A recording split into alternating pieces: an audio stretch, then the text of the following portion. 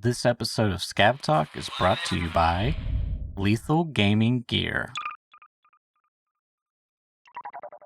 And welcome back to Scab Talk, everyone. Today's episode, we're going to be catching you up on the sparse news, Tarkov stuff that we have this week, featuring Nikita. Well, I don't know if I call them leaks, but Nikita postings, probably a bit more accurate. The Halloween event, as that's progressed, there's an achievement, etc. Arena got a bit of a minor update, new map. We'll talk about that. There's a new woods bunker, which Giga's going to have to inform me on that because that is news to me.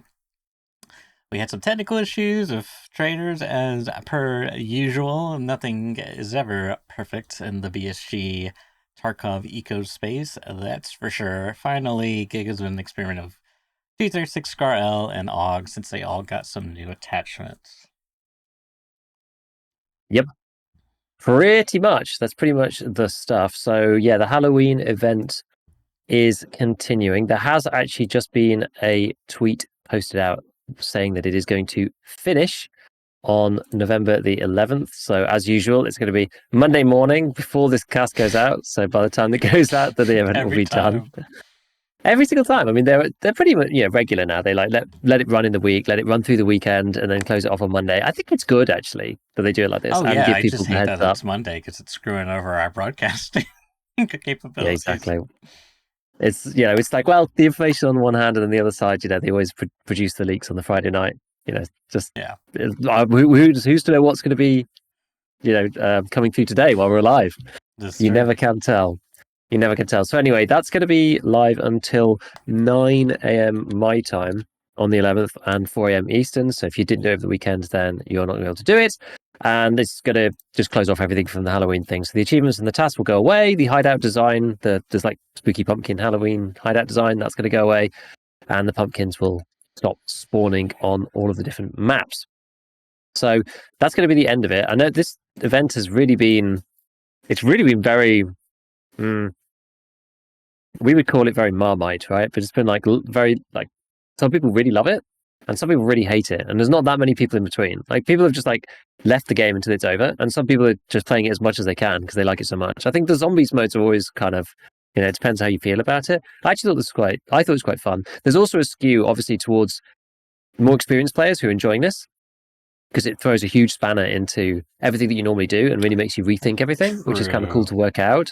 And the newer players are like, I can't get anything done, I'm just dying constantly. And yeah, if you want to get stuff done properly, like if you want to go to raid properly kitted, there are ways of doing it cheaply. But the optimal loadout is actually quite expensive. I didn't think about this. I was like, maybe it's not actually that bad. But then when I actually thought about it, I was like, well, if you really do want to be going in, you need to make sure that you've got throat protection, because there's so many random zombies just shooting little pistol bullets at you all the time. You need to have high damaging bullets. You need to bring a ton of ammo, so much ammo, it's crazy. Preferably for a good gun. I mean, you can go for something like PPSH to do that, but it's the damage is not really that great on that. So, you can't maybe want something a bit better. And then you need, so one of the biggest revelations, I don't think we talked about, how far were we through last week? I actually can't remember. I did just started. I think it was 24 hours. It came out that Thursday, I want to say, or maybe it was that Wednesday. Oh yeah, it came. Yes, you're right, because we had the Tarkov TV, and then they did they left, didn't they? They left the studio, and then it went straight into the Halloween event, and then I played it for a couple of hours. Then, yeah, that was what happened. Okay, fine. Yeah, so basically, it came to pass that the infection occurs on a bleed. So if you take Zagustin, you don't get the infection when you get hit, which is a huge buff. But Zagustin is only 3 minutes long. So if you want to be going in and not getting the infection, is really annoying, right? So you take Zagustin once, and then for that 3 minutes, because it's flagged as a bleed, you're just immune to the hits. Yeah, because it blocks, not immune to hits. You take the damage, but because it blocks bleeds, you don't get the infection, right? The infection gives you a weird thing around the edge of the screen. It destroys your hydration. It makes your hearing go weird. But if you've got Zagustin on, or technically AHF1, or the other one, I think, is it Blue Blood? Then you can't get infected, because you can't get a bleed in that period of time. So Augustin is the longest, which is why people were using it. But it's 50k a pop, and it lasts 3 minutes. So you have to be a bit careful, right? And like new players just can't really afford it because you're running like 200k's worth of stims every raid, right? And then you probably want Propatal as well, and you're trying to get something that protects the neck. I've been wearing the Death Shadow. The Death Shadow is the perfect face mask for this event because there's lots of scav pistol zombies that are shooting you randomly, and the number of times I've been caught in the neck as well. Like, you need neck protection, you need face protection, and that's like 50k from Ragman 4 and stuff. So like, if you're not at that level, I can see why it is hard. Like, you can still participate, but sometimes you're randomly going to die, like even more so than normal. So I can see why new players are finding it a bit tough to get through. But for experienced players, it is pretty fun. I think like in terms of the guns that people have ended up settling on, I think basically it's just like high flesh damage stuff. I think like people have almost just ignored PMCs at this point. Like, people were taking like multiple guns and stuff, like one PMC gun and one, but PMCs are just getting so swarmed by zombies, you kind of know where they are, and a lot of people are just teaming up anyway in the hard areas, and so you just take the flesh damage one. I had a fight with a duo, actually probably my best fight so far of the event, with a duo, and I just killed them both with the leg meta ammo with the FAL. So because I just started bringing just the FAL, it was by far the best for me. But like P90 with R37F is pretty good. Some people using MCX Whisper, some people using Warmageddon. You've got people using like HP of various different types. 45 RIP is pretty good, and same with 9mm RIP. But 45 RIP is actually pretty insane. I think like in a UMP, it's probably not too bad either because the RPM's slightly lower. You could go with an Uzi with 50 rounder. But yeah, what I settled on was the short SA58 loud with the BMD with the 50 round drums of Ultra Nozzler. That was insane. That like one shots all the zombies in the head, and I took like 6 drums. And you can buy, one of the biggest problems is that you can only buy so much R37F from the trader. You can only buy so much 9mm RIP, and it's like kind of expensive, and you're just like locked. You just can't buy that much. Same with like 45 AP. But Ultra Nozzler, you could buy 1,200 rounds a reset. And it's from Jaeger too. So every hour you can buy like 1,000 bullets. You're just there like full DACA in the raid. I'm surprised it even has a limit on it. I feel like some of those rounds don't even have limits. Yeah, I'm not even sure. Like, pretty much everything seems to have a limit now. I'm not sure if there's anything that doesn't have a limit. But yeah, a lot of them are limited, but that one is like very loose with it. And you can buy the FAL 50s off the flea, and you can buy the FAL itself. So it's like the whole thing is pretty easy. And then there's a barter as well for the regular G phone. So the FAL ended up being my go-to. It's like by far the best thing for me to use. And with the BMD, it's actually not too bad either. So that was fun. That was good. That was very, very good. In terms of the actual quest, so there is an achievement for this event. We'll just like run through very quickly. There's like a whole bunch of stuff at the beginning, which is just like going to the new area in labs that we talked about. Labs is a right pain in the ass because they've added these exploding gas canisters. Like the gas canisters they're slightly orangier than the normal ones, and they explode and they kill you. Also, all of the fire extinguishers around labs also explode and kill you, which I learned both of those things the hard way multiple times. And also, if you're standing anywhere near them or in front of them or whatever, then random pistol zombies will shoot them and you will die. And it's extremely annoying when you start having a photographic memory of like where every fire extinguisher is on labs, because you're like, don't stand next to this one. I died in the server room to fire extinguisher and stuff. It's just like so irritating. So yeah, you have to basically go to labs multiple times, go to the look at the lab, go and get the blood sample from the lab, go back and get the virus sample itself from the lab. So you have to go back like 3 or 4 times, and then like kill some zombies on different maps. And then it basically goes to this. The first one that's really difficult is called Sample for New Hope, and this is where a lot of people got stuck. And this is basically like delivery from the past on crack. So you have to go to labs, go into the special new area. Right, there's only one way in and one way out. Grab this vaccine vial that was also in the lab apparently, and then transit to streets and plant it inside Lexos. It's quite hard, and I tried it like I don't know, I probably got it done maybe on the 6th attempt or something. It took me a long time. Like I had it, I was so close one time and I transited and I got killed by a zombie that basically like teleported through me, and I couldn't see him, and he killed me with a throat shot with his hand while I was on the plant spot in Lexos, which was like the most demoralizing death I've had in ages. That was so bad, because I was just like, I wasn't really thinking about it, and I just bought the AACPC, and then I was like, I need to be wearing the throat armor. And I didn't realize, I thought from the pistol zombies, didn't think I was going to get slapped in the throat, but Anyway, that was quite difficult. And by far the easiest way it turned out with that, I just went in with like both maps. I just took 2 Augustins and I just sprinted with the FAL straight into the place, shouting friendly, friendly, friendly in the labs bit.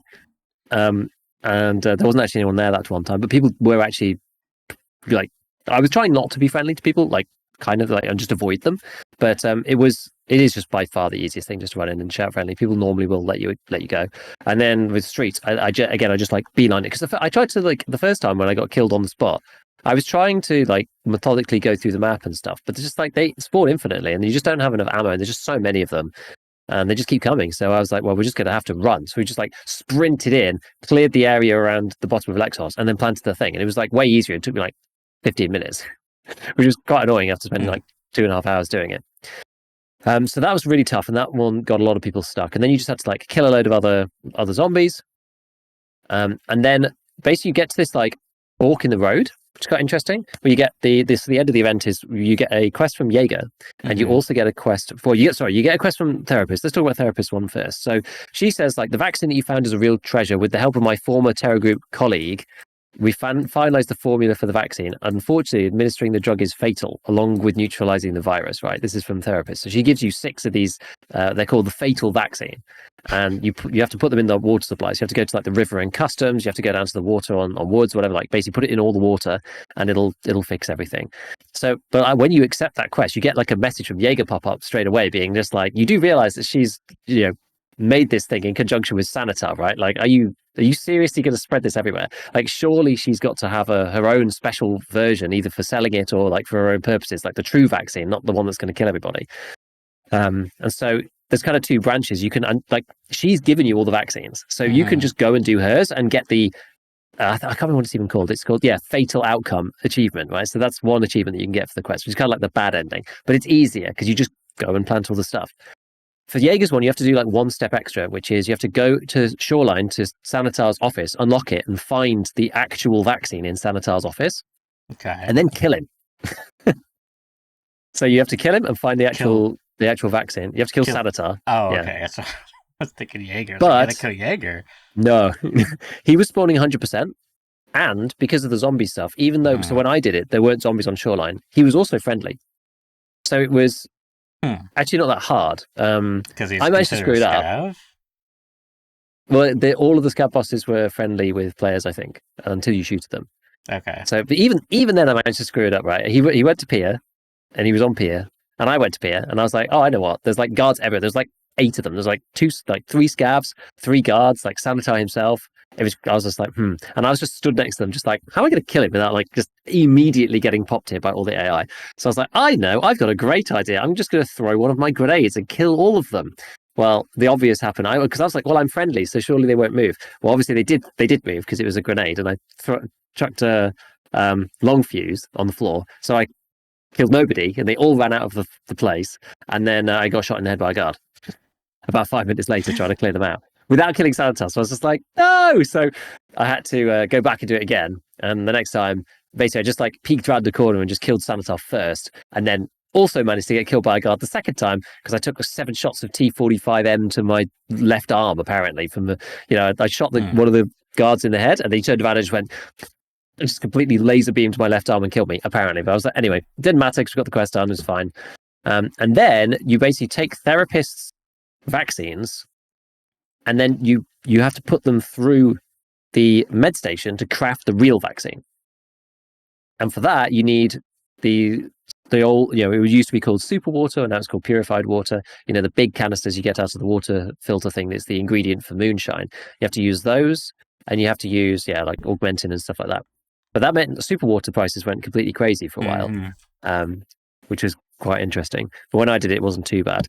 And I had a lot of them crafted anyway. But it was a 12-minute craft for each one, so you had to do all 6 and then plant them in the same spots that Therapist would have done it for. And if you did it with Jaeger instead, then it was called Forgotten Oaths. Then you got where was it? So you did that one, and then you did Clear Conscience, and that was the final one. Clear Conscience, and you got the achievement Complete Remission instead, which is like the good ending. And because Sanitar was easy to kill, I was like, I guess we should do it. Let's try and do the nice ending because it's not that much more difficult. It's just like, if we can kill Sanitar easily, given he's friendly, then I'll do that. And I was happy actually that I did that. I wanted to do that one, but the other one was quicker, so I didn't want to get none of the achievements. But yeah, I managed to do it in the end. So that was quite fun. It was actually, yeah, it's all right. And now basically every day outside of the event itself, there's like a quest every day to clear out each map, and the maps are slowly getting cleared out of the Oh, infection so they from are. yeah, shoreline and lighthouse up through the different zones. So I think at the minute it's either customs and reserve or customs and woods or something. It's like halfway through. So tomorrow I think it'll be even further up, and then the final one's probably going to be ground zero and labs, and then it'll be gone again by the time that they say on Monday.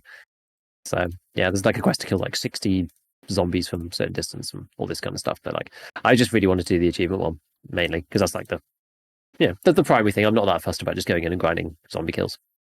Not that bothered. So yeah, it's all right actually. It's all right. I've kind of enjoyed it. I think it's been fun. I can see why people are a bit fed up of it, but I think they could have done a slightly better job of keeping one map free of infection. Yeah. Like they did start doing that. They said, "Oh, Rashala's guys have like cleared out customs, for example, so there's no infection there." Oh, So it that's gives nice. people somewhere to go at least if you just don't want to do it, Mm-hmm. which was nice. But then often that like disappeared again, and then there was at least some zombies on every map. So I don't know. Like I thought it was all right actually. I thought it was okay. And yeah, like for experienced players, it was an interesting little challenge. It's like, okay, you've got to rethink all of your ammo and guns, what you're going to take, your loadout. It's like very different to when you're playing PvP normally. And the only downside being like getting good PvP was like almost impossible. Did like a whole stream yesterday on like some of the guns that we'll talk about in a bit, like the 5.56 guns. And I think I got to fire. I got into one actual PMC fight that I'd Mm-hmm. lost without killing them, and the rest of the whole day, I either saw nobody or I died to a single shot to the head without seeing my aggressor, which was it was a real Does Tarkov not feel kind of good. day. Yeah, it was pretty bad. It was pretty bad, but that's kind of just like the thing because people are either just like hard camping on the maps that have some zombies but not loads, or they try to get like stupid quests on like shootable. Like there's a lot of people who take advantage of the event to do quests and stuff, which is fine. That makes sense because no one's really PvPing, so you can go to areas that are high value and loot the high loot spots or whatever, and like no one's there. It's like much easier to do these kind of things if you want to do it now. So I don't blame anybody for doing that, but it means the game plays very differently and it's a bit rough if you're trying to hunt for actual players. There is an event feedback form, but because I'm actually in game right now, I actually can't see what that is. Actually, you probably actually have it as well Yeah. if you do have the game open, but we can have a look at that in a minute. Because actually, yeah, let's just take a pause for a second. Is there anything Okay. else about the Halloween event that you wanted to mention? Not really. I mean, I guess just more on the community side. I have seen a lot of people like very polarized about it, which kind of makes sense. It's pretty drastic in that regard. Mm. But to also be fair, I feel like that's pretty standard for any BSG event. You know, people either love it or hate it. It's like pretty rare and few in between where you get something that's just like, and then if it's like, oh, it's not polarizing, it's like, oh, boring, snooze. Can we get a real event? Yeah, yeah. I'm trying to think back to other events that people really didn't like. Like the dehydration one kind of was bad, just because that was really bad against like new players, and it wasn't that interesting. Some people liked it for True. I PvP though, forgot. I guess. Mm-hmm. People really liked The like flea the other market toxin one. that went away. The flea That one market one. was People hated that super actually. polarizing. Yeah. Yeah, a lot of people really didn't like that. There was a couple of people who liked it, and I thought it was kind of interesting for a little bit, but it was also not. It wasn't implemented in the right way to make it interesting for me either. Mm-hmm. It was like, oh, I can see why this could be good, but it's actually just not good. Because it was like, oh, if you have any kind of stuff saved up, you were fine, and if you were new, you just were screwed. Yeah. Like Like I they mean, needed to like be like, oh, your stash is like gone for 2 days or something. hmm. That's the only way it would have worked that one. So yeah, this one I don't know. This one I really was rather than it being I don't know outweighed either way. Maybe it's the creative thing as well. I don't know because it's hard to know exactly whether it feels about 50-50 because I'm seeing average Joe Tarkov player who doesn't like it, and there's a lot of them, versus average creator who probably does like it, and there's less of us, but we have more kind of like, you see those opinions more because social media and the way that it works. So I don't know whether that's like 50-50 or whether it's just like weighted by the, the relative reach of the people who've got that opinion, because it is very split between those who are experienced and those who are not, it seems. Oh yeah, so what actually are these? Did you participate in the in-game Halloween events? Yes, but I did not get the achievement in time. And I played things. Okay. I don't know, I guess PvP. PvE wouldn't count. I don't know. How was the info? Maybe it does. I think you can get the achievement in PvE. Okay.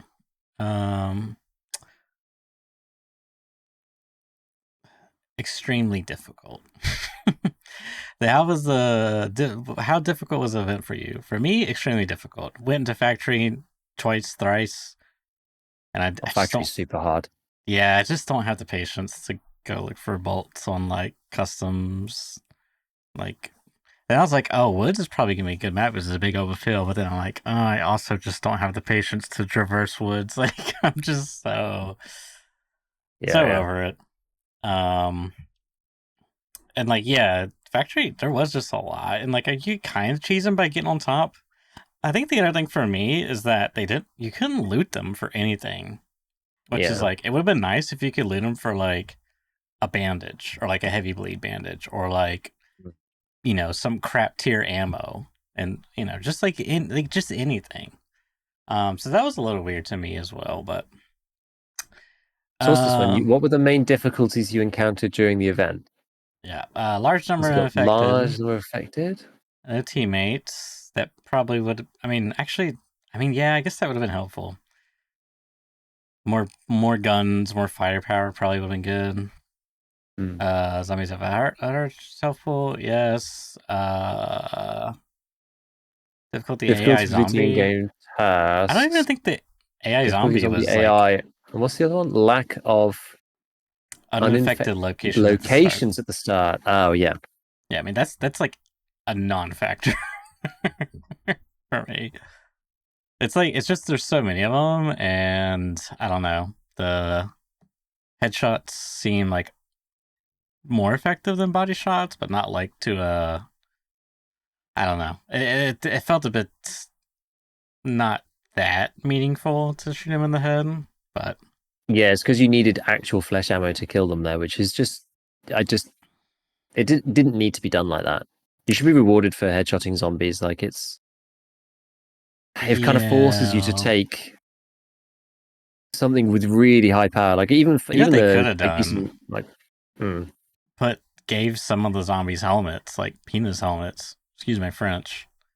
And then some of them, they're just not. But that way you mix. Yeah, then you could know as well. Yeah.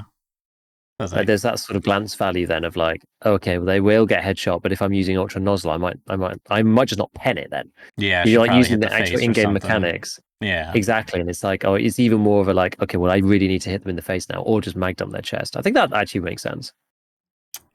In-game chain. How would you rate the in-game task chain for the Halloween event? We'll just say did not participate. What are the options? It says interesting tasks with appealing rewards. Tasks create a complete image of an in-game event. Monotonous quests, I completed them for the reward. Performed other tasks and then did not participate. Okay. Which Halloween event was your favorite? There's multiple. Oh, we're okay. So Halloween 2024, affected on various locations again. Blah blah blah. Halloween 2023, cultist rituals on various locations, vengeful Zerachis. So from a like observation standpoint, I definitely think 2023. I enjoyed both events. Can't answer, did not participate. Don't like both events. Yeah, I think the cultist one was really cool. I think the cultist one was cool because it had the lights going up, and yeah, that was really awesome. That one was really good. Yeah, and there was like some. I mean, it was like I don't know. It felt very eventy because then you had like the Sriracha aspect, and like you had to get out, and everyone was bringing in like super juicer gear, and it was like I don't know. the people that are watching, that I was watching playing it, looked like they were having a lot of fun. So, what new feature of veterans do you like the most? Ability interactive stash while matching. Yes, I like that one. Ability to view equipment of group members online and late. I mean, I don't hate it, so yeah. Ability to pin items stash. Yeah, I don't hate it. New weapons and attachments. I mean, yeah, definitely don't hate that. Fall weather season. Sure, whatever. Update of flea market features. Sure, whatever. Achievement system redesign. I mean, I don't hate it. I like them all the most, BSG. Which ones do you like the most? Please check the following. Yeah, it's kind of weird, isn't it? A little weird. Yeah, someone said I picked one on that because it was I like the most. Agreed. But I am such a fan. I like them all. Survey complete. Where's my free money? Where's my free? Did you get some bolts? Where's my free? Yeah, give me my free stuff all now. Judge just wants some bolts. That's all. Yeah, I messaged one of my friends. I was like, because we were supposed to play this one game, but he's been really busy. And I was like, yeah, we should play this weekend, blah, blah, blah. By the way, can you drop me nuts and bolts at PvE? The difficult challenge. Yeah. It's all we need. How bad is it right now, the infection? Oh, okay. So there's actually a Shoreline, Lighthouse Reserve, Woods is all cleared. Factory, 45%. Might be doable now. Might be doable now, yeah. I mean, it's just hard when you're like, I would get hit like, it's like you make one mistake and you get hit like once or twice, and I have like 2 heavy bleeds, and it's like, well, and then the infection, it just makes it really awful, right? Because then my greatest asset, carrying them, is now gone. Because the only other thing you could really do is like cheese it and like get on top of something where they can't hit you. Like, I don't know. I was trying to do that a little bit, but they would like run around one side and hit me there, and then try to like kite back and forth on top of the forklift. Like, it was like kind of working, but it's just not great with the starter, MP5 30 round. It's just kind of rough. Yep. It's hard. It is hard. Okay. So, all right, that's that then. So Halloween event, all done. Feedback, all done.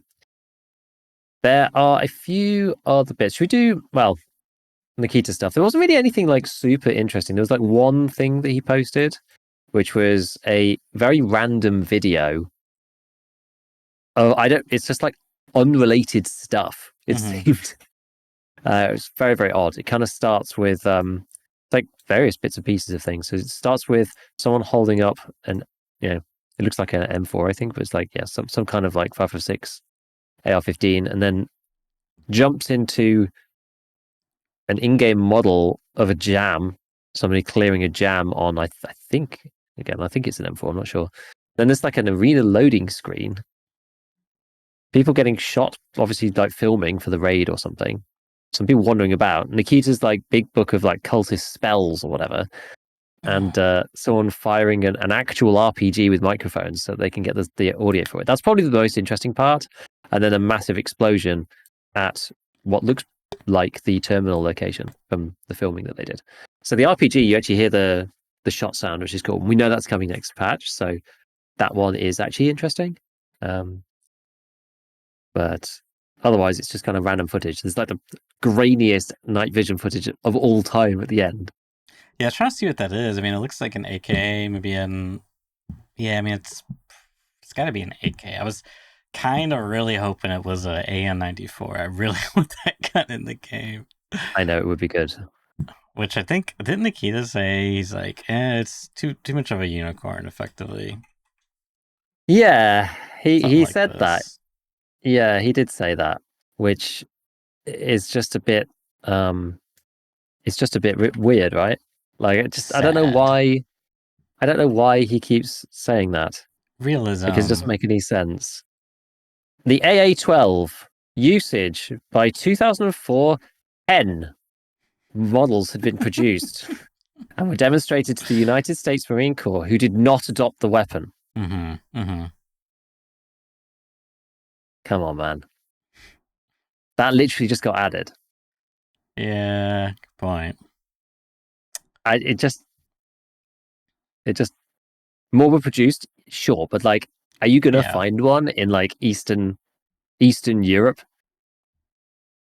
compared to I don't know. I just don't think it. I don't think it matters. People like the fun guns. It's just silly. Yeah.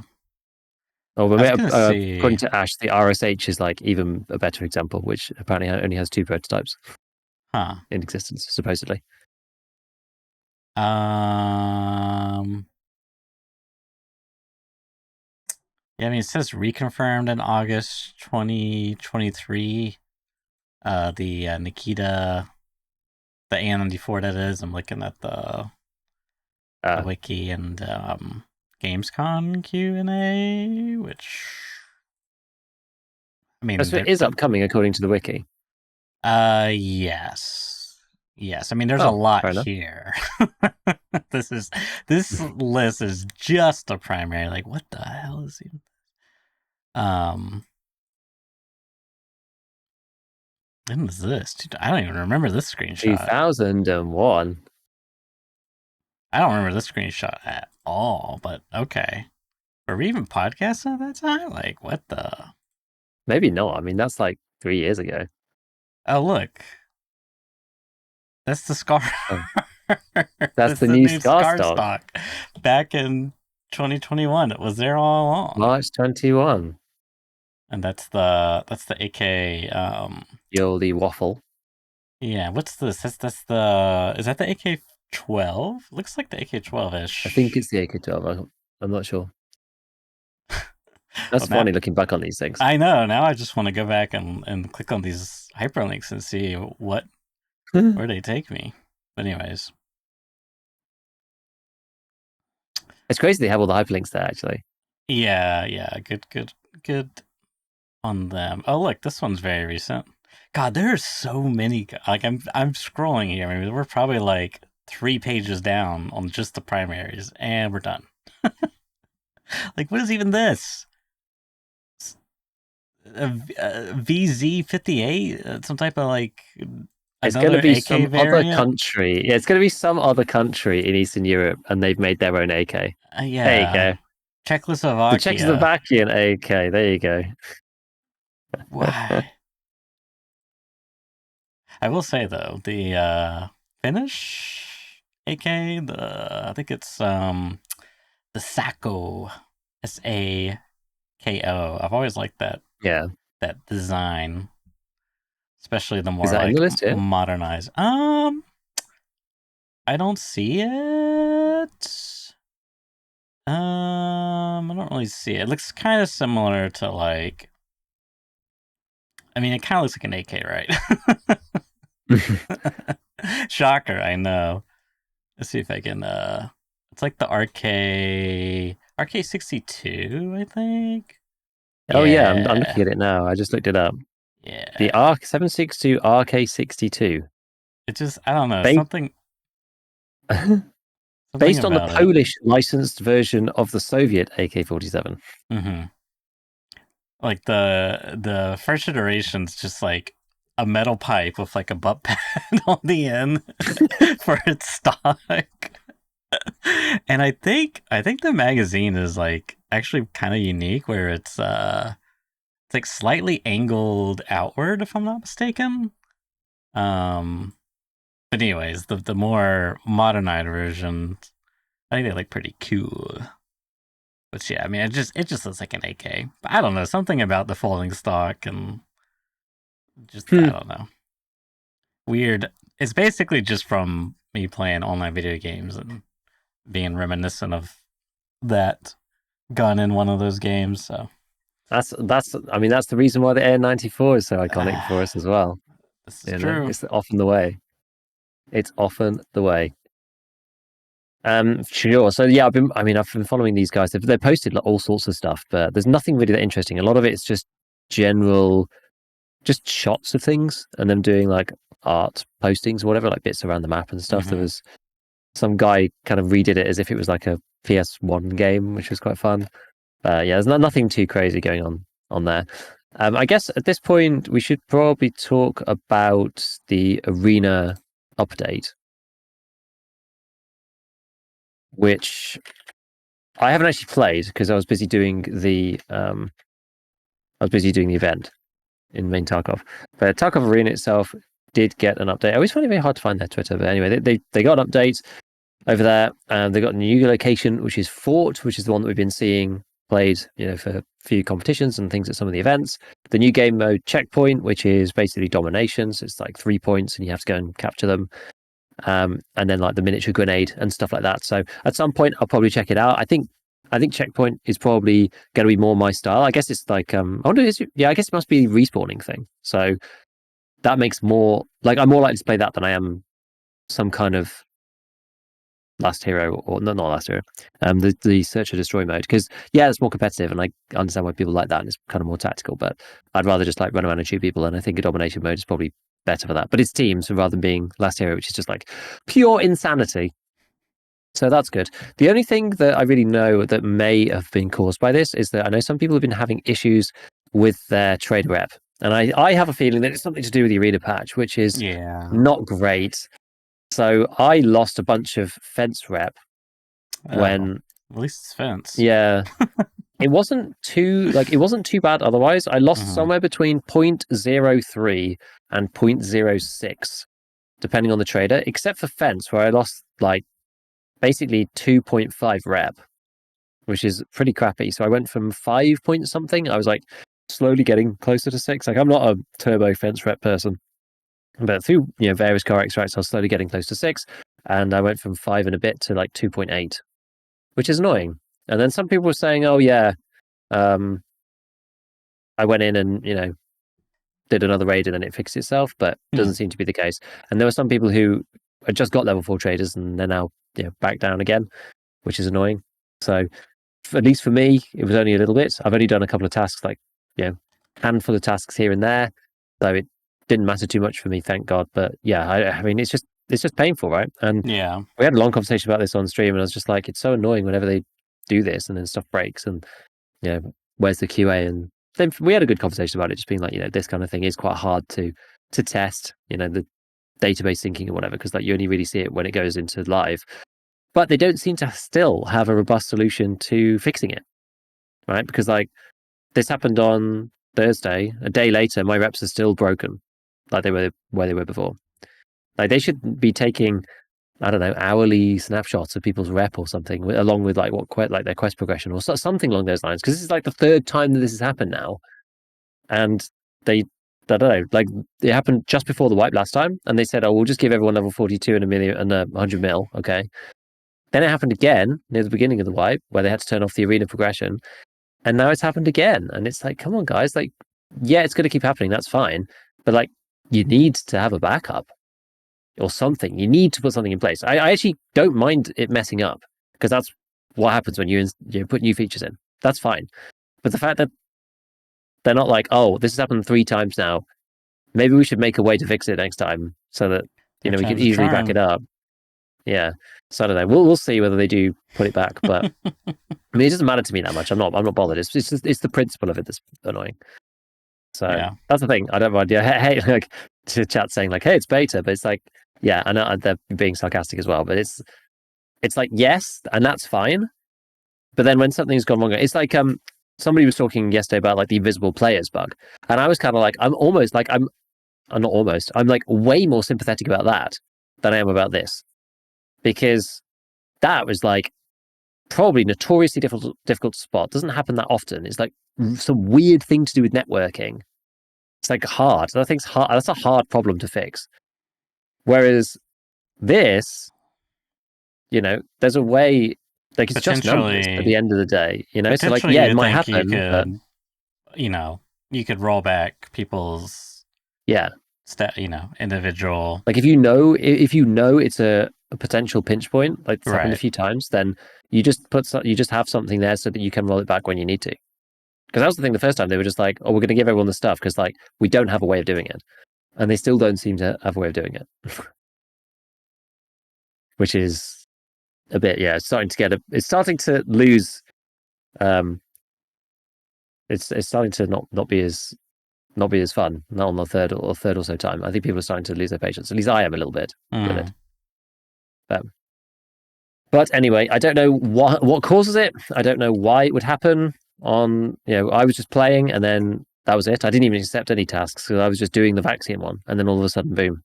I was just like, it was just opening the game, and you just get reset back for some reason. It must be to do with the arena patch because it happened basically as soon as the arena patch came out. Yeah, that's what I've seen. It must have been something to do with the resynchronization of that, because I think they were trying to fix the synchronization in this as well, weren't they? It was on the notes. I think it was on the notes when we looked at them last week because they said, "Oh, the patch is coming up, and this is what's going to have in it." So I think they're trying to fix that. So I don't know. Hopefully that ends up getting sorted because it's starting to get annoying. It's certainly starting to get annoying. But yeah, we'll go and check out the mini grenades and stuff like that at some point in Arena. But yeah, I haven't had a chance to do it just as yet. The other thing then, so nothing really much came in the main patch, and I know BSG were talking about, Woods is getting some updates and customs and blah blah blah. But like there are some changes to Woods already, which is interesting. So there's a new bunker on Woods, and it's kind of between. It's on the north side of the just the sniper rock in the middle of the map. It's between that and the kind of main village area. So it's sort of around that area. Very much on like the low ground, as kind of as low as you can get. There's like a bunker, and you go down, and there's like a few rooms and stuff like that. Okay, I have a map here. Now, yeah, Giga, I want you to point to me where Sturman touched you on this map. Was it here? Okay. Let me do close they up have all it this. yet on here? No, but I'm a visual person, and we're doing an audio podcast, so clearly I gotta have something in front of me. So continue your. You know where what is? You were saying, where's this bunker at? Yeah, so it is broadly between the main sniper rock thing in the middle. Oh, okay. And the village, the normal village above the sawmill. It's not. It's like a little bit further north than that, I would say. Because isn't there like already an existing one, like on this backside or there somewhere? Is one halfway up, yeah. Okay, but this is a different one. You're saying? Yes. So if you went, I think it's the rock where. I mean, how do I explain? It's the one. It's the rock next to the tree church. Just point to it. Point to it. It's the classic. Oh, that rock. I think there's the 3 rocks at the top, and then in the next layer down, there's another rock on the right. I think it's there. I think it's on the north side of that. I think it's that little sort of jink in the rock on the north edge. I mean, I think it's in there. Yeah, we could probably. It's around there anyway. I thought I had like. I guess I closed the game, so I guess the launcher closed. Yeah, we could probably take a little peek. But I know Axel put it in. He did a video about like some of the new stuff, and he showed it there because I haven't actually been there myself, except in offline mode. I just went to go and have a peek at it there. Oh, did he? But okay. Free content. Yeah. Axel. XL?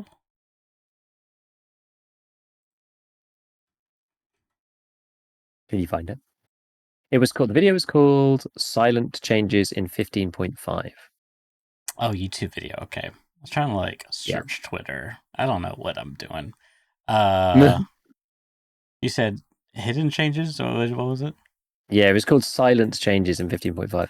Yeah, we're both tired today. We're both tired today. Church is unfortunately back on the stuff. And I'm just exhausted from children. Back on the smack again. After last week's rant about how much you hate the game, and we'll talk about it later, but can't believe you're back on. And I got woken up at 5 a.m. by my little one just shouting at me. New mods. Wait. Oh, he doesn't actually physically visit it. He does go there. Oh, okay. He visits it at 1 minute 50. Yeah, here we go. This is the one. And it looks relatively extensive. It's like kind of annoying to find. This is what I was like, just before we started, I was like trying to find this thing. And it's like, Yeah, it's between a rock and a tree, Oh, and then it's just okay, like okay. suddenly there. Like it's hard to see, you know. Looks real. The textures on it look really good though. Like these aren't your typical bunker textures. Yeah, you're gonna need. Also, I just really like the. I haven't seen woods in the fall, and it looks really Oh good. yeah, I yeah, like it a lot. yeah. You're gonna need 16. If they keep doing this, you're gonna need 16 gig of VRAM to run woods at this rate. I mean, You know, seriously. they've already done that to Shoreline. Oh, this was a screenshot Nikita or someone posted. Remember, we were like, "Oh yeah, what's up with these tiles on the half walls?" See, remember that? Oh, you're right. You're very right. Yeah, that's where that is. We were like, "Oh, it's a sewer Very or something." interesting. What did we say? Yeah, I said it was. It looked like it was part of the London Underground. Yeah, that's right. Oh, Yeah, okay. You got some loot here, bitcoins, like filing cabinets. Well, that's cute. It's like a little bunker shelter, doomsday yeah. of cultists scribbling on the wall. How nice. I wonder if you go here at night, what happens? I don't know. He said in the video that the area is actually really good loot right now, and it's probably going to get nerfed as it always does by BSG. So they're going to loot it up before it, gets taken down, kind of thing. Yeah, you get some rare spawns, but overall, I mean, that's kind of nice. I mean, Mm. it does kind of help with the because now you got that in POI in between like the scav bunker and the scav village, basically. You got Yeah, like that strip on woods where it's like the cultists little triple shack in the church, and like it's kind of like I feel like every time I go there to loot I just get like one tapped by someone or like shot by someone. So I don't really it is loot hard. that. It's another one of those ones where it's like, does anyone way in or out? So it just gets kind of annoying, you know. Yeah, a little dicey because you got the river on one side and the lake on the other, Yeah, you're just like stuck between the two sides. It's like really difficult to and move people would around in eat there. scav kills, so they always go there. And Mhm. that in the village, but like with the village, I feel a little bit safer when I'm inside the building. It's only when I'm crossing from the Yeah, street. But yeah, so that's nice. I like that they added. there's another interesting one is the UN, like Northern UN roadblock through to UN roadblock. They have actually finally added. It's weird, a bit weird though. Maybe this is just preparation, but they finally added. So that sort of train yard thing that we were talking about the other day that never came to Woods. We saw the Yes. teasers for it, but it never arrived. That's actually been added. So it looks quite different over there now, like sort of anyway. So like if you're coming up from if you're coming up from UN roadblock, you've normally got that white kind of wall on your right the whole way up as you're going around the edge of the maps. You know that there's that section, and it used to be before the expansion, it just used to be that white sort of wall all the way round to Sniper Rock kind of thing. And then they open that out and you go onto Old Sawmill. That's like where that is now. Well, before you get to that point, it's basically by the train station section, that like the old dilapidated train station that isn't in use. That section we thought was going to open up. Well, they've opened the wall up, but then they've filled it with a minefield instead. Oh, Yeah, this bit okay. around here. So this So that little is so that up to the next rock, and yeah, up to about there is all open, but you can't walk in it because you just get blown up. hmm. But it does. But the thing actually is then is like the buildings that we saw previously are actually in there now. I mean, is that just so that way what's that vehicle called? The The BTR. BTR can like move in and out of that I area? mean, yeah, but you can't even see out of the BTR. Like it just rolled through the terrain previously. I don't really. Yeah, I'm not really sure. I don't know. Maybe it's going to open up in the next patch. Is what when we were talking about it on stream. That's what people were suggesting. That like maybe it's going to open up in the next one. But for now, it's just you can't go in. But it's like the models are all there. I don't know. It's a bit weird. It's a bit weird. Ah, Apparently, there's also a new mounted gun. I think on someone was telling me. I haven't actually seen it myself. I think it was supposedly in the medical camp and covers towards the sawmill. So it's like on the Emacom Medical, and basically covers like Jaeger's up to sort of Jaeger's letter. Not quite, because there's a hill in the way, I think, but up to sort of that kind of area, which is supposedly kind of annoying. And I got killed by a mounted gun by a cheetah yesterday, which was one of my beautiful deaths. From a million miles away, I heard the gun going off, like a long way away, and then I got throat shot by someone with 12 hours. It's pretty unusual because I don't normally get hacked on, but that one was the single most blatant cheat that I've ever seen in my entire life. What do you think? Was he like aimbotting you, or is this like the spin botting of CS:GO type stuff? You think? I don't really know. I mean, I think it was just some kind of aimbot. I don't really know. Yeah. Just like shot me with a mounted. I mean, are there any mounted guns on woods? I'm not aware of any. I don't know. Genuinely do not know. Yeah, I'm not sure. I don't know of any, but doesn't mean that they don't exist. No, exactly. So Woods has had some changes despite them supposedly coming, next patch. So next patch. That was patch 16. Well, it's supposed to be coming in patch 16. That's like when because Nikita on Tarkov TV alluded to the customs rework and then Woods like extra content. So I wasn't expecting anything on Woods now, but it kind of came now anyway. Which is cool. Yeah. Yeah. Otherwise, it's just going. I just had such a terrible week on the game, I just died. Like the zombies event was fine when I was doing the achievement, but then as soon as I was doing like literally anything else, died repeatedly. Just didn't see them. Just didn't see people. I think it's also just like roaming around, not being careful enough. You have to play like actually tactically. If you're just and if you're sort of on autopilot, you just get shot in the head with M80. Probably doesn't help that you've been playing zombies a lot. Yeah, I think so. You get out of the funk of the usual rhythm of the game and start running around a bunch, and then like that. To be fair, that was even on zombie maps. But like the zombie maps, it's nothing compared to Labs, Ground Zero, and Factory when the zombies were at like 100% on those maps, because those maps were just absolutely bonkers. You couldn't even really be thinking about PvP. It was just so full on. So, remember when they had that Sturman Christmas? Well, it was really just a Christmas event. I mean, I don't remember if it was like with Santa, but anyways, they had like the expansion out into the lake with like the rocks and planks and little like wooden. Oh yeah, and Sturman. I do remember that one. There, and that was when they were like dancing around the Christmas tree, or like spinning around. I missed that little section there. That was a fun little section. That actually was quite cool. Yeah, it was absolutely suicide to like run out there and go loot something or someone, but it was like kind of fun at the same time. It was different, not like zombies different, but it was different. Yeah, I don't know when exactly did that even happen. That's a long time ago now. That had been like 2022, 2021, somewhere in there. I think that was like right when Lighthouse was kind of new on the block.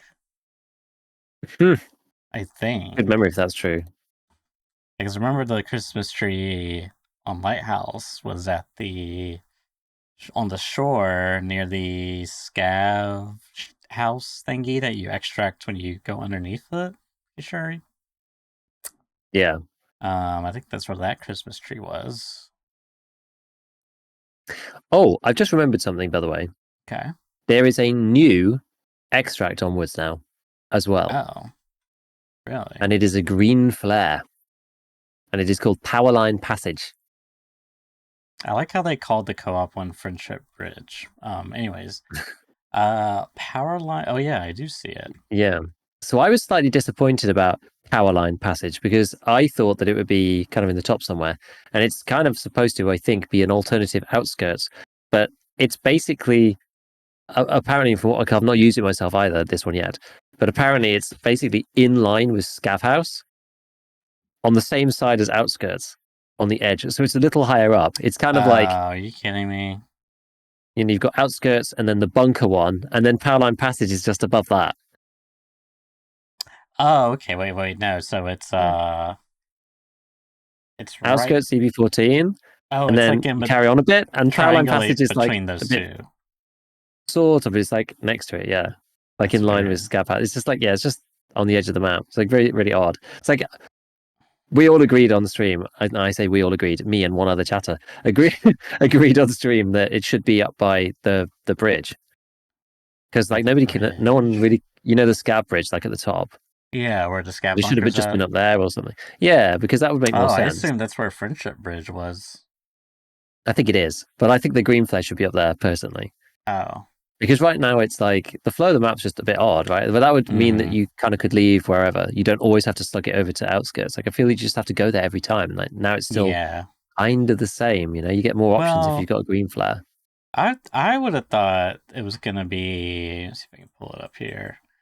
I would have thought it was gonna be like out here ish, the electric fence, like where the I road mean, it basically is. it. I think it basically is. Oh, I actually okay. don't know exactly how far up it is though. Yeah, because I know there's a so I can't actually I could probably toggle it. Let's see. It's loot. It's a dead scav. Where's dead scavs at? Let's just toggle it all on. I'll see if I can find it in offline. Wait, what? Where's the dead scav at? There's the cache. Oh, here it is. Here it is. Yeah, this is where I thought it was gonna be. This is where this dead scav's at. There's like two dead scavs. There's one. Maybe it is. Yeah, this isn't updated. But I huh? wonder if Because I think that's kind of reasonable. It's like now you don't actually have to go to outskirts or the bunker. It's like you got the bunker as a close by option, but now it's like you got to shoot the flare, but you're like out in the open. Mhm. I remember funny story. I remember when the Woods expansion first dropped. Me and my early group of friends we played, and we were being loot goblins, and one of my friends he saw the dead scav by the sign, went to loot it, and I was like, "Oh, you can loot it." And then he saw a dead scav out in the power line, past the sign, and so he was like, "I'm gonna go loot." I think he saw it and was like, "Is that a player scav that was dead?" He's like, "I want to go loot it." So he goes and loots. And he gets SVD to death, and he tries to make it back.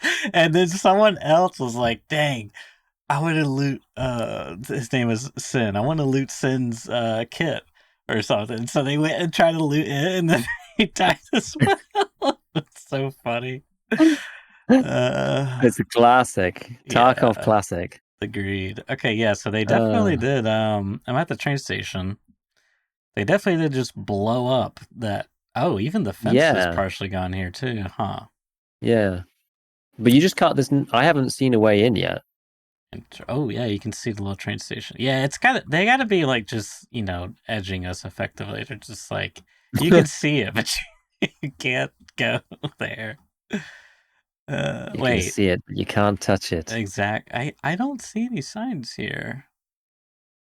That'd be Oh my oh, guess. I found the signs. Okay. Yeah, there are mines there. I assure you. Yeah, you are You will correct. blow up. You will certainly blow up.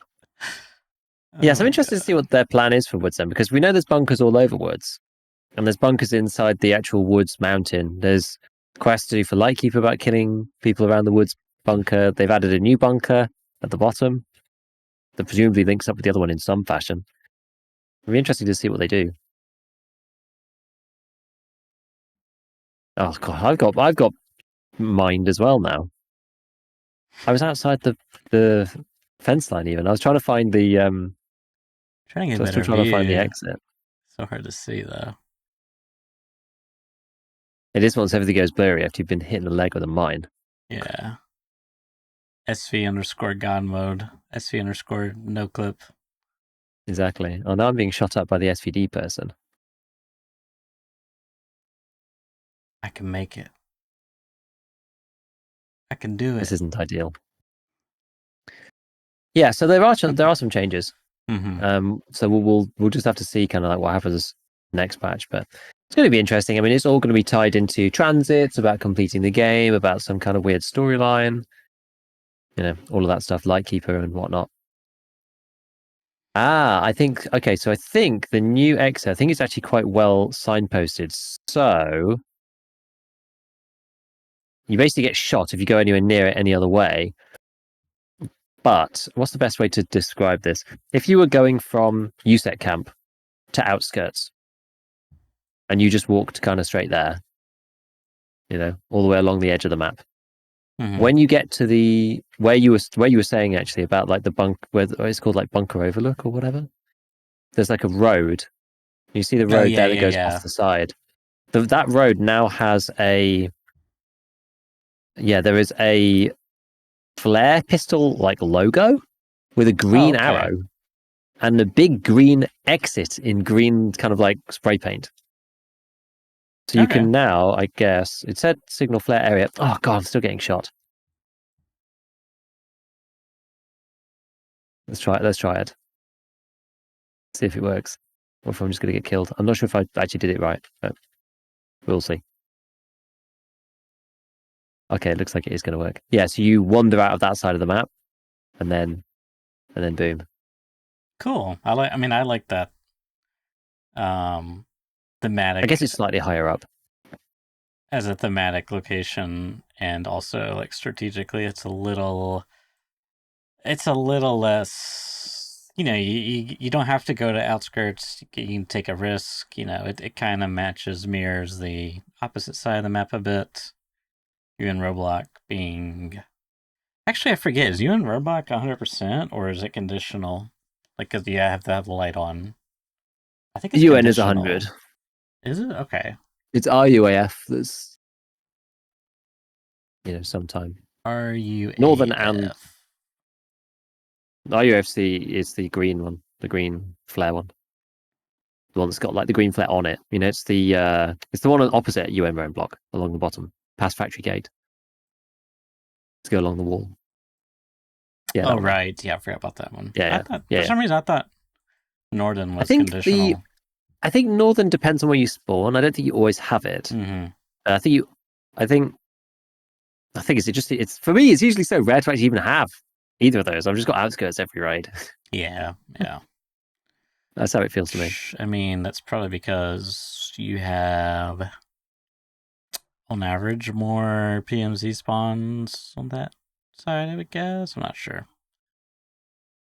I guess so because it's kind of skewed that way, isn't it? Yeah, it is a little bit bigger in general. But anywho, As a random point, our very first video on this channel was October the 18th, 2020. 4 years. 4 years. 4 long years. Oh, here we go. Spawn points. Oh yeah, look at there's so many over here. Yeah, you know what's Yeah, weird actually? Now that you mention that, like if you spawn up here, you get you still get outskirts. outskirts. It's like why? That Yeah. actually is kind of weird. I mean, it can be nice situationally, but it's like super annoying. You spawn here, right? Like at the scav camp, and you have to go to like the village or whatever. But your extract is outskirts, so you have to do this like incredibly inefficient pathing, which just doesn't. Typically when you spawn on one side of the map, your extract's on the other side. It's just weird. Anyways, ran over. Yep.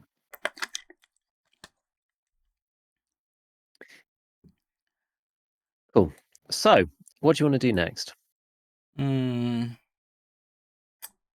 Yeah, I We're doing mean, gun stuff now, I think. I think that's it. Really, gun stuff. I think we're doing gun stuff. Did you want to do any gun stuff? Or should I do my gun stuff? I don't have gun stuff. You have You don't gun have any gun stuff. stuff? I see it. I see something here What do you see? in your notes. I do. You had a meme or Oh meta yeah, but suggestion. I don't have any energy for that. I'm gonna be completely honest. Don't We'll do zero. that a different week. We'll do that a Yeah. different week. That's fine.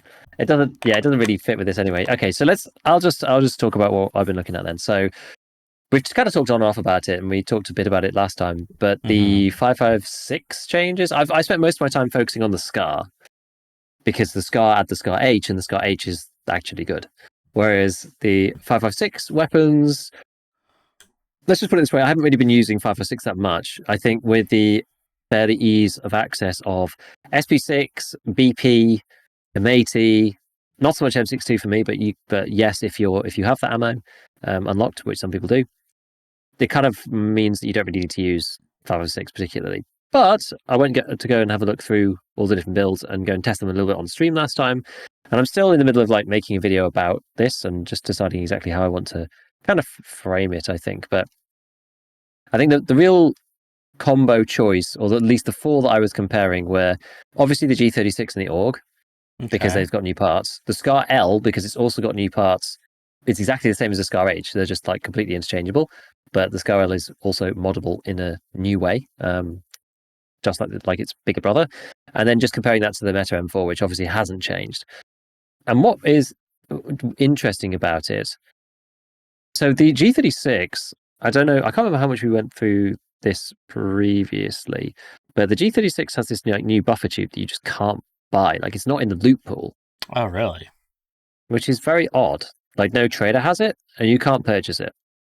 And it's a buffer tube exclusive to the G36. Like, does it mount on, like, on a fixed stock with its own? It's called the HK G36 Tommy built. Stock AR stock adapter is what it's called, but there are none. There's just no offers. I mean, it wouldn't be banned from the flea, I don't think. I just don't think it's in the loot pool. Yeah, I see. The question is, does it even like exist in the loot pool? I see. I think it doesn't personally, but if it eventually turns up, then it will be good, I think. But yeah, it's just not there right now. I think like compared to, because you can't actually do any. This is the first time we've been able to use a universal stock tube. Yeah, for on the G36. Yeah. Now I think the other stock is technically better anyway, which is the IDZ adjustable, because it can take a butt pad, and there's 2 butt pads that you can get for it, and it's quite a nice little combo. There's like one butt pad is -1 ergo and +3 -1 recoil and +3 ergo, and the other butt pad is -3 recoil and +1 ergo. So they're both positive, but it depends on like what you want out of the two, which is kind of cool. I gotta see this. Oh, interesting. Yeah, they don't even have an image for it. That is strange.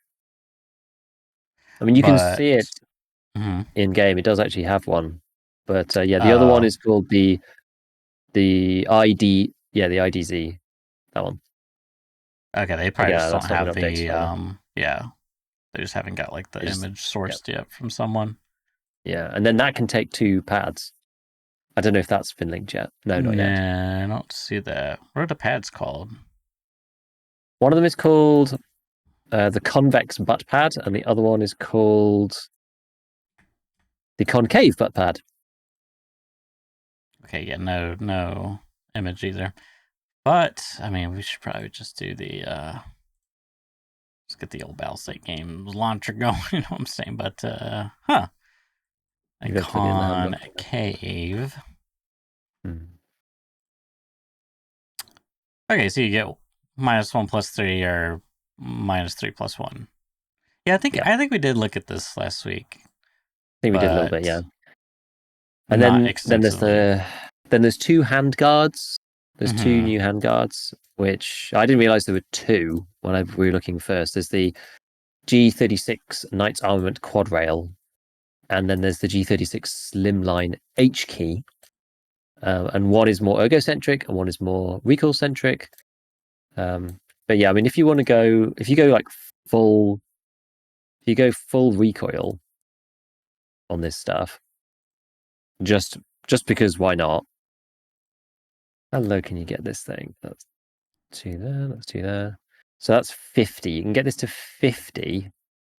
That's actually with the medium length barrels. Let's go long barrel. One little trick actually that I ended up doing, and this probably is interesting for people, is I was complaining about the ordering of the muzzle brakes moving around all the time because it's so annoying. You can pin them. And what you can do, you can wish list the ones that you use. Oh, so you can They have find a them like easier. a glowy kind of thing. So I've got the G Lock and the SF3P wishlisted now. So they have a border, so you can see them within the thing. It's still not actually as obvious as I'd like, but better than nothing. Mm-hmm. Okay, I managed to get it to 49 recoil. I wonder if you use the PRS Gen 3. Okay, it's still just 49. Okay, so 49 it seems like is the lowest that you can get for the G36. I don't think you can get it any lower than that, but the ergo kind of is not very good. It actually ends up looking a little bit like an HK if you do that, like a 416. But it is because of the quad rail handguard. I think it's like poor man's HK. Well, I mean, I was But looking yeah, at so that. It didn't seem very good though. The what the quad G36? wheel. Yeah, only +6 ergo. Is this wrong? Quad rail handguard is -2.5 and +8. Oh, okay. Yeah, this is definitely wrong. This is And showing the other 0 one, +6. I think the other one is probably better. It's -2 +10. Mm-hmm. So for half a recoil, you probably will take 2 ergo. It's like a 4-to-1 ratio. So I think that probably does make sense to It do. does look pretty cool. Also, it's a key mod. Can you do anything with the key mods? Unique. Forget. It's H key 3-inch rails for the sides. Nothing really super special other than that. Okay. And then bottom's a 3-inch. That's a tactical though. Oh, so you can't put a what's that one that's oh, you can put a hair arms on the bottom. Okay. Neato. And Sorry, hold on. then oh, you're I'm just fine. having. Yep. Yeah, you good? Cac. I need to do cac quad. Oh yeah, -2.5. Yeah, so you're trading 0.5 for 2 ergo? Huh. Can you get can you put the hair on this one? You can as You well. can on this, yes, because it's long enough. So Okay. that's quite a good option if you want to. I mean, Hey, I'm still inclined to take the ergo, but survey reward. Oh my god. I got a pumpkin. What's in the pumpkin? Come on, what did you get? bolts. I think it's gonna be food. I got a military too. Womp womp. And maybe a Snickers.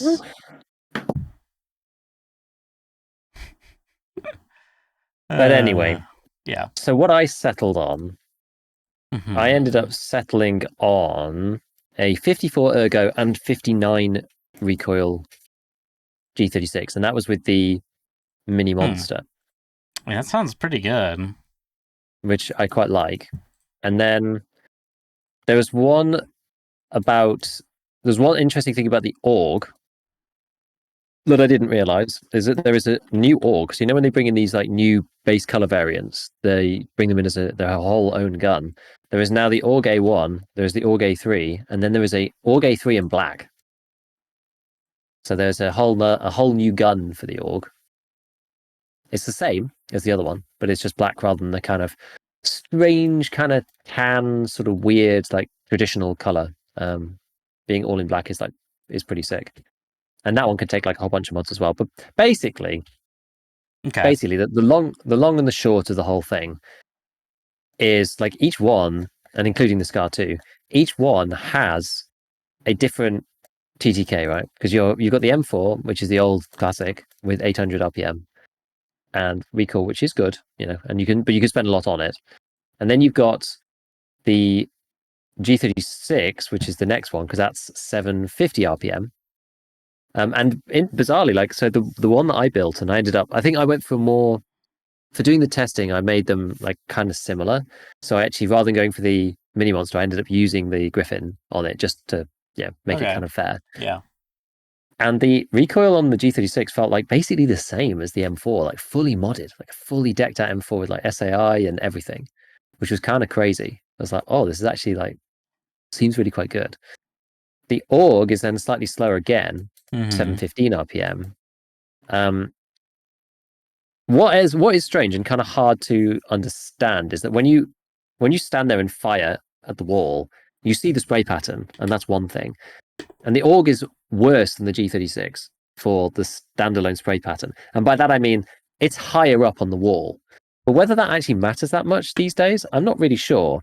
Because the RPM is very slightly lower, and the actual spray is broadly the same. It's just a bit higher up. And when I used both of those guns and actually tried to control the recoil, the AUG actually felt more controllable to me, even though it's technically got like a higher recoil. It's weird. And I don't know whether that's partly to do. So one thing that's strange about the AUG is because of the way that it's a bullpup, right? The red dots and holographics sit like really close to your eye. Yeah. And so you get like loads of screen real estate inside the frame of the dot, which is really nice. I actually prefer that. I personally prefer closer and bigger reticle than further away and smaller reticle. Some people like it's literally personal preference. Some people just prefer different ones. I did check the LPVOs and they seem the same. They've got exactly the same kind of zoom level on all of them. They've got the same, it takes up the same amount of space on screen if using the same, like I was using a Voodoo for all of them. But yeah, so it was weird because it was just like, well, looking at it, it looks like the G36 is better and faster fire rate. But then when I actually used the AUG, I was like, I was able to keep the spray pattern tighter with the AUG, which is odd. Maybe it's the 35 RPM. Maybe it's something else just about the way the gun feels. I'm not sure. Maybe it's personal preference. I don't know. And then the SCAR was probably the most superior for recoil actually out of all of them, including the M4. But you do take a big hit on the RPM and then the ergonomics too. So, which kind of makes sense. And it sort of feels like quite balanced between them. It's like, okay, you've got the M4, it's got like good recoil, like very good recoil. It's expensive, but the ergo is, you can get the ergo to be like crazy. It's like, well, the M4 ergo at the same recoil points is like way better than all the other three. So that's kind of like fine, right? It's the best one. G36 feels kind of the same in recoil, but the ergo is like not as good. The AUG feels quite nice to control. Does seem to jump a bit more, but it's like slightly slower, and the reticle's bigger because of the bullpup. And the ergo is like a little bit better, I think, than the G36, but not like nothing crazy. And then the SCAR has the most controllable recoil, the lowest TTK, but the ergo is pretty bad, and it sort of sucks. So it's like feels kind of balanced. I don't know. Like it's sort of pick your poison thing, you know? It's like depending on your budget, depending on how you prefer your guns to feel. You know, if you like them to be slowish, then the SCAR's can be really good. If you like something that's baby M4 on a budget, the G36 is actually pretty decent. You know, if you like bullpups and you like having the reticle close to your face, the AUG's actually all right. I made a proper mongrel of a build with the AUG, though. It was like actually just great. It's like CQR on the rail, on like underneath rail. It just like it just looks so weird. Like it's just so strange. Can you imagine the AUG with this like CQR underneath? I'm actually going to send you a screenshot. I'll send you a picture on. Here we go. Where is it? This thing. Did you know? Like, this is new to me. I don't know if it's this patch or what, but there's a black AUG now. Yeah, I just said about that before. I just said about that before. Well, I think you were playing, and I don't think you heard me. Yeah. So it's its own standalone gun. Yeah, much like the SCAR and whatnot. Yeah, exactly. I sent it to you on Discord. So this is how it's like. So it's like a an AUG in just a crazy way. Ew. We were like, we were doing. It looks very weird. We were doing all sorts of strange mods. No disrespect, but ew. Yeah, it's a bit weird. Like even my G36 mod that I made, I had somebody come in and they said, as a German, I'm actually slightly disgusted by this by this build. So like, yeah, you can do all sorts of unholy things to these guns now, which is like it's cool though. It's good. I'm glad they got some more parts. Yeah, I mean, I was going to speak to that. I'm glad that because when they first got introduced, it was like the SCAR, the G36, and the AUG got introduced a little bit later. But like, namely that I don't know, we'll just say that trio. They were like in a weird spot with the old recoil because it was like with the Scar, it's like, okay, your trade off is you get slower rate of fire, but it has a lot less horizontal sway. Mm. It's just like, it was actually very odd how that worked. Like, it was just like literally, it just went straight up. Hmm. Um, and then the G36 was kind of like a halfway house. It had a little bit more rate of fire, but it had more like spread. And then you had later on the AUG, which like they've done so many things to that. Like when it first came out, it had the most weirdest cursed. The recoil went like not just horizontal; it went like to the right. It went like Yeah. diagonal. It had the weirdest. And this has been so many different changes, iterations, and but now that they've added these new parts, it kind of like gave them a little bit more of a buff. Because now I felt like, I mean, God, what was it? Last wipe or the wipe before or both? I don't know. Which, But the AUG was like so dominant. It was oh just yeah, like a D556 gun because it was like cheap. You didn't have to mod it really. If you wanted to be ultra cheap, you could run it like stock and use the 1.5x. And yeah, it had low recoil. It was just like there's no high ergo. It's like there's no cons. Where's the cons here? Um, yeah, because like the NDR was like, oh yeah, you're gonna give up X amount of RPM for this, and like yeah, it was like kind of a little better in some areas, but anyway. So now I'm yeah, glad that the recoil has been changed, and they've like kind of not opted for this whole like we're gonna put this gun in, it's gonna be unique, and the recoil's gonna go mm. diagonal. Now everything's a bit more streamlined, and it's like you can mod them a bit more and do a bit more interesting stuff. So that's cool. Yeah. No, it is good. It is good. Certainly enjoying it. As I said though, like the problem is, I was going to do this video about it, and I was just like, oh, let's go and get some footage, this kind of thing. We'll just like do our quest, whatever. And like, I'm basically just going to make the video and be like, yeah, so there's no clips because I didn't get to fire any of them. Like, it's crazy. It's actually crazy. Like, I genuinely played like 7 hours or whatever. Like, to be fair, the rest of the time I was using the file, so that's kind of my own Mm. fault. But I played like 3 hours of these guns yesterday, and I had a single fight that I lost with the G36, and the rest of them I just got one shot. I mean, I feel like that's the definitive proof. G36 bad, Scar and all That's it. good. That's it. Just, just saying. I died with them all, but whatever. Yeah. The most ultimate of skill issues. Yeah. No, so yeah, I mean that's what's going on in Tarkov land right now. It's an interesting time. I wonder what's going to happen after the. I mean, the thing is, we're coming close. Yes, it's now November. The wipe is presumably going to be next month. So like these short wipes are always very very odd because you feel like you're kind of getting into the mid game and whatever, and then it's like, okay, now we're at the end game, and the wipe's around the corner. Okay, like we could be wiping in like 6 weeks quite easily. I guess. Yeah. I mean, that's kind of hard to think about, but yeah, I guess. Yeah, it's funny. Like there's actually been very little like when wipe. There's actually not been much of it. I think it's because it's been so short so far. How Mm-hmm. long actually has it? Let me pull my notes up and I'll see how many days it was since the wipe happened. Let's see. So it was it's 20th of August. So it's been 80 days. So just under 3 months, like 2.7 months. Just it just doesn't feel like we should be thinking about, when wipe. 11 weeks. Yeah. We're into week 12 as of now. We were a bit more accustomed to, 8, 9 months white periods there for a little bit. Yeah. I mean, especially once you get past like the 6 month point, people are just like, oh, come on. Yeah. You know, I think this one worked quite nicely timing wise with the Arena Link. Like, if they were going to juice any wipe, this was the one, you know? So this one got just like super, super juiced up with all of the XP. I kind of stopped doing my Arena dailies because I got to level 4 ref. I have like billions of GP coins. Somebody called it yesterday on the stream, which I did make me laugh. The universal basic income of ref GPU. You go to ref, you buy your GPU, you sell it on the flea, and you get 700k or whatever. It's goofy. Yeah, it is goofy, but I mean, I'm level 57, which is kind of nuts for having, played a fraction of the raids that I have done previously. So if I carried on doing all the dailies every single day without fail, I'd probably be much closer to 60, which would be by far the highest I've ever been.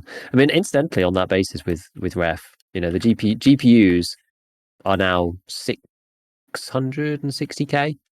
Yeah, they're coming down for sure. Something like that. So they're come down a lot now, and I don't know whether that's good or bad. I mean, Bitcoin in the game, I think it's worth. I'm actually not even sure. Let me see if I have one, because Bitcoin's been going up like gangbusters IRL. So that still feeds in. Mm-hmm. What was it? Where's the old Bitcoin? $75,000. So come up a lot since September, where it was like 55k. So I've got Bitcoin here ready in my farm. Let me just see how much this is worth. I'd be surprised if it isn't over a mil now. So look. Yeah, 1,063,666 rubles. So you get a mil every time with the Bitcoins at this point, which is kind of mental. So yeah, the combination between all these things, like Bitcoin just being completely insane, and then the fact that you can then also supplement that with a GPU from Ref once you get to Ref 4, and then everybody's getting, a ton of XP, and there's, even if you don't have Arena, there's still a ton of XP quests, so everybody's just powered through. So it does feel like that, a good wipe to be the short one. It's like a lot of people are just much higher levels than they usually are. Yeah, which is good. Yeah, it's good that it didn't happen on an 8-month wipe, and that we're, Yeah, that we're would be. staring 8 months down the barrel, and we're 2 months in, and everybody's like at the end game and has been for a couple of weeks. Yeah. God, Tarkov Twitter would Yeah, be so insufferable during that time. That more so than timeline. normal. Mm-hmm. Yep. Yep. Ah. So yeah, I So mean, yeah, that's kind of it, really. that is kind of it. That's In the in Tarkov week. in other news, I am still. I think because Tarkov's been like outside of this event, which has been kind of interesting. The rest of it's just been kind of like, okay, usual Tarkov, do the usual thing. So I'm kind of just like, checking in, doing the stuff, doing whatever. But like, I never get like, hyper disengaged particularly. I'm always just kind of like, oh, just follow along, whatever. But sometimes I'm just like, feel like really incentivized to like get stuff done or get to Lightkeeper and do all the various things. Whereas like at the minute, I'm just feeling like, yeah, we'll hop in, see the events, do the stuff, we'll play otherwise and just slowly work towards it. But I'm just kind of like, we'll do the thing. So like outside of Taki, I'm still, I'm like getting more and more. I think like that's probably the best way to describe it. More and more addicted to Factorio as time goes on. So I think we said last time about they got this new DLC, which is really cool, up in space, and the old one was like build a rocket and that's the end. And now it's like the rocket transfers stuff to your space platform, and it's like Oh, okay, that's cute. it's yeah, and so then you can visit other planets from that point. And like Mm-hmm. I think I'd like just got to space for the first time like the end of last week. I'm trying not to play like too much, but it is very, very difficult not to. It's like it's a 1 more hour kind of game, and then like before you know it, it's like the middle of the night kind of thing, which is just like very, very bad for people's health for sure. But it's like you kind of like, especially once you know the game quite well, the regular game, the space bit is like so you're so restricted. You kind of have like new like challenges to solve because it's a puzzle game really. It's like a logistical challenge puzzle game. So you basically like you have this like starter kit that you send up in the rocket, and it then is like in orbit around your base planet. And you control it autonomously, but you have to send up. So you build. They actually made the rocket building thing like much easier. But each rocket has like a certain amount of payload that it can take, and you can send stuff up there and build stuff up there autonomously. Okay. But because you have to build, like you start off literally with like this little pad, so this sort of orbital platform type thing, and you have to build like foundation to go up there. So you have to like build the floor from like kind of like nothing basically, and it's like it's heavy, so you have to, and it takes a long time to like build it out or whatever. So you have to build that out first before you can actually make anything up there. And then the space is so tight that you kind of have to think of like usually because Factorio is quite like you're on a planet and it's like an endless generated world. space isn't really much of a consideration for the most part, unless you're making something absolutely massive. And but on this, because you have to like build all the floor out and like send the floor up in a rocket to get it up there in the first place, you're like very constrained by space requirements, and like the stuff gets quite complicated quite quickly. And you're just like, oh god, like having to redesign stuff all the time. And then it adds a new challenge in. And I've actually been enjoying listening to the podcast recently because I know Veritas jumped from Satisfactory over to Factorio as well. And I knew he would like it. And it's like the same, the sort of the same thing, right? It's like he described it really well, actually. He basically said, Satisfactory is fun. Factorio is not as fun, but it is more rewarding and it is more challenging, which I think is it's right. That's definitely right. It's like it's definitely more cerebral. But yeah, it's just like it's just crazy. So basically I built out a load of stuff, and I think I've redesigned the stuff up there like 4 different times already. And I tried to visit another planet because I finally got like the thrusters onto this space platform so I could like move it. So I built them up there, put them up there, got all the logistics working to actually get the fuel and whatnot. So I finally managed to get that working. So I was like, right, we're going to go visit another planet. And I pressed go. And well, clearly you have to like fly through, the stuff in the way, asteroids or whatever. And I hadn't built any defenses. And I got absolutely like wrecked. So half of my platform just got completely disintegrated by asteroids. I was like, oh, I'm actually going to have to build some defenses now. But then that's like radically changes the design that you need to make because everything's so tight in. You now need to redo everything so that you've got like turrets and stuff. I'm like, oh my goodness. So it actually is just taking like a really, really, really long time. It's just taking a really long time to get it done because it's new unseen problems as well. Like when you play Factorio 3 for the second, third, fourth time, you're just like, okay, well, I know what to do now. I know how this is solved, right? And you're just kind of going through the motions of it, and you're resolving some things, but you've already kind of seen how to do it. Whereas, yeah, when you're doing it it's almost like a challenge. It's almost like a challenge mode kind of thing because you're like, oh, I've never had like space constraints like this before, and I'm like having to redo stuff, and that's what makes it kind of fun. And like each time you think you've got it, it's like, oh, there's actually something else that you need to do.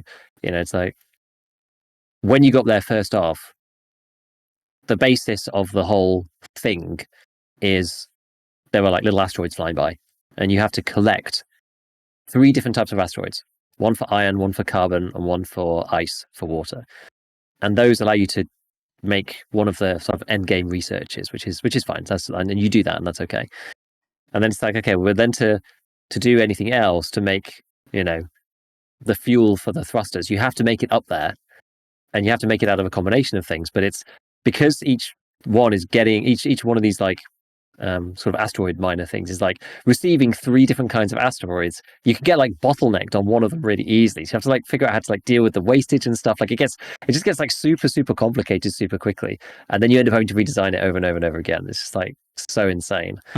So yeah, I'm just like staring down the barrel of like redesigning this thing for the 5th time because I tried to fly to another planet, got my thing completely wrecked, managed to make it back without like the whole thing getting completely destroyed, and I was like, right, I'm gonna have to put turrets down. So I put down turrets, but then I was like, oh no, now I need. So I actually managed to make it there, but then there's like asteroids all around your craft, and I'd only put turrets at the front when I was flying there, so I was just like, damn, I'm gonna have to put turrets everywhere, but I don't have a way to like feed it ammo because everything else is in the way. So I'm like, now I have to remake the entire thing all over again. So I was like, that's like the point at which I left it. I was just like, okay, this is like a a 2-hour project or something. I can't start this. I need to stop.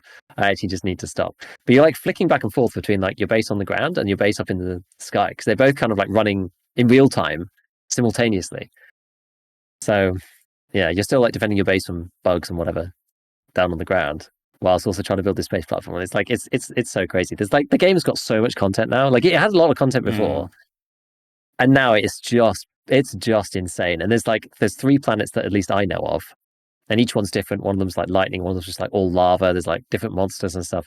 I even know like there's so much to explore on this thing. This is going to take a long time. Like I can see this taking the same amount of time as I have in the game already. Again, easily.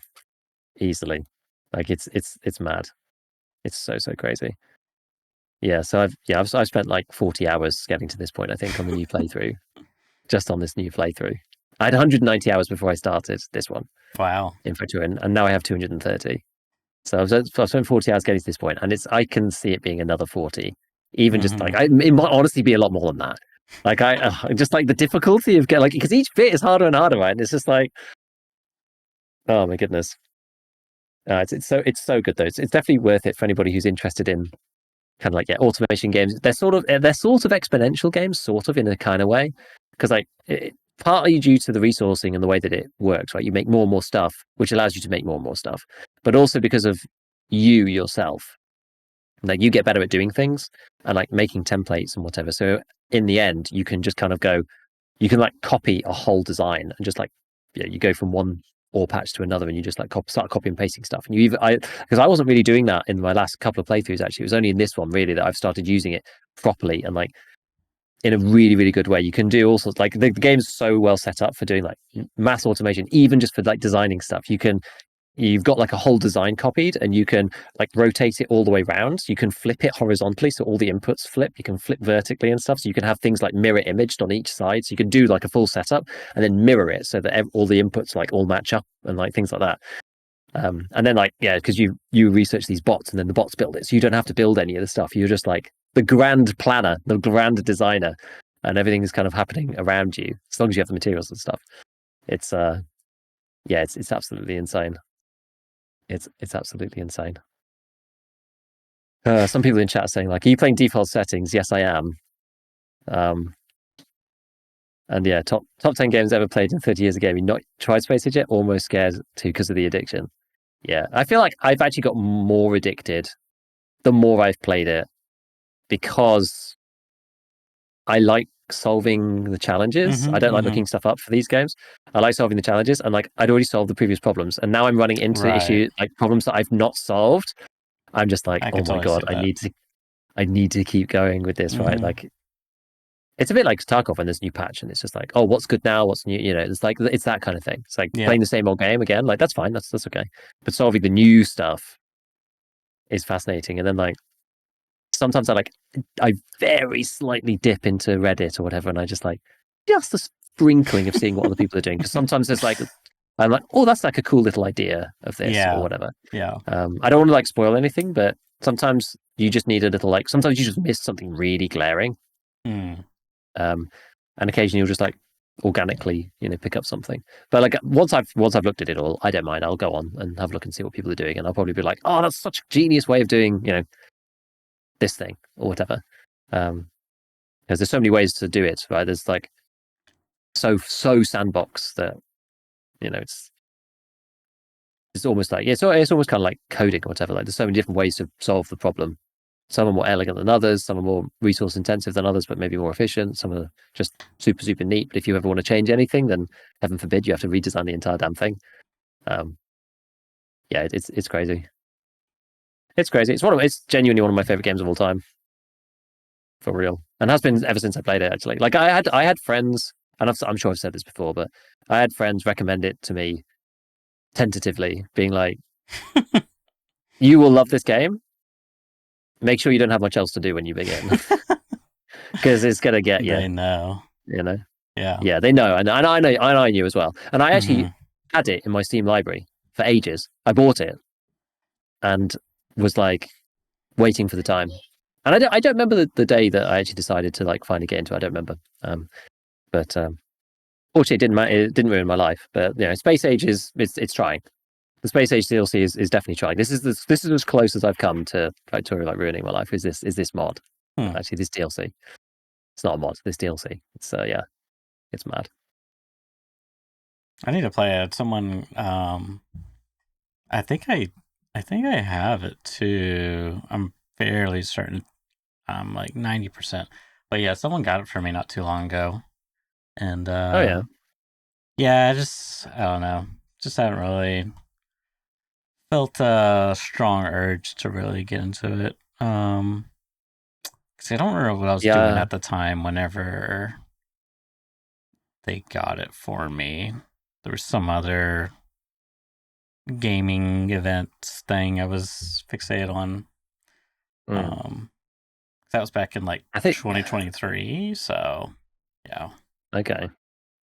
I think one thing for me that's like just super nice about it is you can kind of take it at your own pace. You can like pause whenever, you can like start and stop whenever, technically speaking.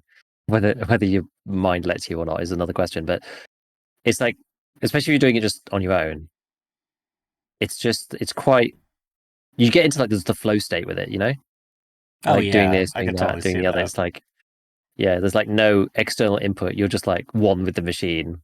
It's Yeah. very, And then you it's very like learn from your nice like that. mistakes, and now you want to apply that and then see where you get, how far you get, etc. Yeah, I could totally see that. yeah. It's good, and yeah, and you're not like waiting for the people, or there's no matchmaking or any of that stuff. It's like it's very like pure. It's just a very pure problem solving Mm-hmm. game. Just you and the problem, like you and the world. You You know. and the machines. You are the machine. Yeah, What's I just love the? how it's designed. I really do. It's just so good. Like there's always that. Like it doesn't tell you to do anything.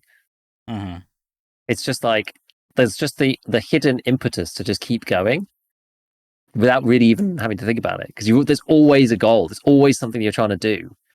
Um, up until right at the end. But like there's so much that you could potentially do on it. You're always just like, oh, no, I need to do this button, this button, this button, this button, and you even have to go back and revisit stuff you've already done to like patch it up or whatever. It's like, yeah, it's very, I don't know. I wouldn't say calming is the word. It's just like it's very Satisfactory.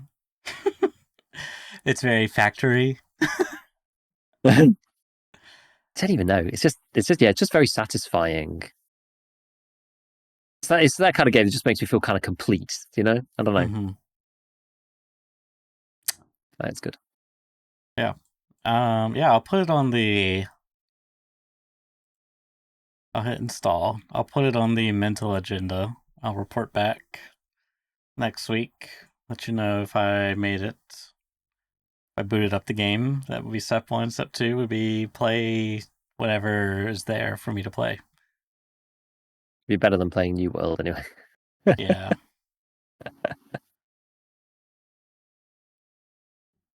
All Cool. right. I think that's going to do it for today's cast. Thanks everyone for tuning in. As always, we'll see you all next week. Bye bye.